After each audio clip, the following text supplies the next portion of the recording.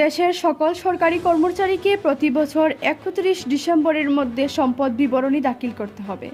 তবে এবছর ৩০ নভেম্বরের মধ্যে তা দাখিল করতে হবে। দেশে ১৫ লাখের মতো সরকারি কর্মচারী রয়েছেন। গেজেটেড এবং নন গেজেটেড কর্মচারীদের নিজ নিজ কর্তৃপক্ষের কাছে সম্পদ বিবরণী শিলগালা খামে কর্তৃপক্ষের কাছে জমা দিতে হবে।